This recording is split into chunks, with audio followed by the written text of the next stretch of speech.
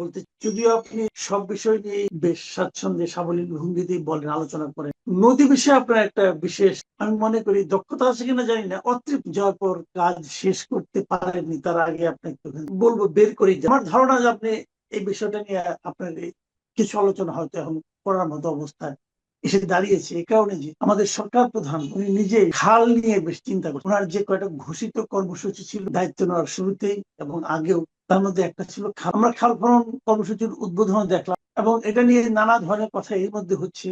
অনেকে বলছেন যে ওনার মধ্যে অনেকে পিতা শহীদ রাষ্ট্রপতি জিয়াউর রহমানের ছায়া দেখছেন, আবার অনেকে বলছেন জিয়াউর রহমান সাহেব যখন এটা করেছিলেন তখন সেই যে বাস্তবতা ছিল এখন তো আর সেই বাস্তবতা না। কাজে এই সময় এটা করাটা কি কেবলমাত্র স্টান্টবাজি নাকি আসলে এর কোন রকম উপকারিতা? আমি যদি আরেকটু ডিপে যেতে চাই সেক্ষেত্রে আমি বলবো আপনার কাছ থেকে আমি হয়তো এটাও জানতে চাই খাল খনন করলে কিভাবে করলে কি হতে পারে, অথবা যেভাবে হচ্ছে এটা, এই সবগুলি প্রশ্ন একবারে করলাম, আপনি একটা একটা করে অল্প অল্প করে জবাব দেন, তাহলে সেখান থেকে হয়তো আমি আবার একটা সাপ্লিমেন্টারি কোশ্চেন করতে। এটা একটা বড় ধরনের উদ্যোগ।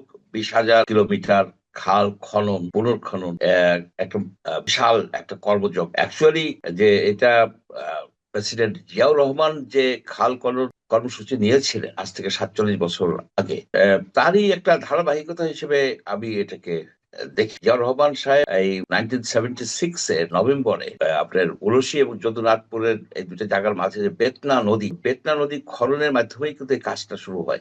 আমরা তখন স্টুডেন্ট, আমরা মনে আছে যে উনি একটা বক্তৃতায় উলসি যদুনাথপুরের অনেকবার উল্লেখ করেছিলেন, কেউ কেউ বলেন 19 বার উনি এই জায়গাটার কথা উল্লেখ করেছিলেন। এবং জিয়াউর রহমানের সেই খাল খনন যে কর্মসূচি কিন্তু লোকজন মনে করে, তবে প্রেক্ষিত ভিন্ন হয়ে গেছে। সেই সময় যেটা ছিল এখন কিন্তু সেই অবস্থা নাই। সেই সময় নদীতে এত বেশি দূষণ ছিল না, দখল ছিল না। আর একটা বিষয় ছিল কি, ৭২-এ যে একটা দুর্ভিক্ষ হয়েছিল বাংলাদেশে, তখন খাদ্যের বিশেষ সংকট ছিল। তো ওনার উদ্দেশ্যই ছিল যে খাদ্য উৎপাদন কিভাবে বাড়ানো যায়, তার জন্য সেচের পানি দরকার। সেচের পানির নিশ্চয়তার জন্য সংস্থান করার জন্যই কিন্তু মূলত খাল খননের ছিল, মানে উদ্যোগটা নেওয়া হয়।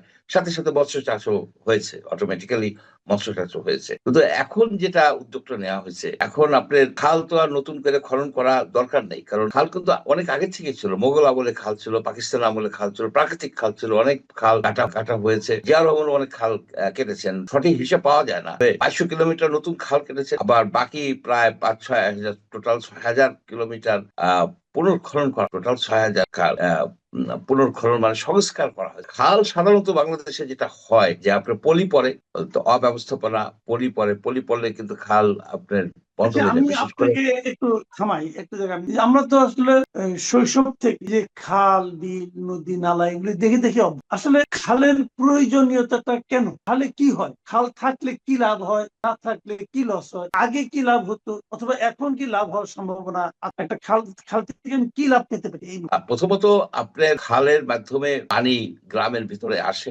এবং যখন গ্রামে বা কোনো জায়গায় বেশি পানি হয়ে যায়, খালের মাধ্যমেই কিন্তু সেই পানিটা নিষ্কাশিত হয়, যেটা নদীতে চলে যায়। অর্থাৎ জলাবদ্ধতা, খাল না থাকলে প্রচুর জলাবদ্ধতা হওয়ার সম্ভাবনা থাকে। খাল হচ্ছে একটা ড্রেনেজ ব্যবস্থা, গ্রামীণ একটা ড্রেনেজ ব্যবস্থা হচ্ছে এই খাল। খাল বন্ধ হয়ে গেলে আপনার ব্যাপকভাবে জলাবদ্ধতা হবে, আপনার ফসল ঠিক মতো আপনি বুনতে পারবেন না এই জন্য। সুতরাং খাল একটা ইকোসিস্টেমের অংশ।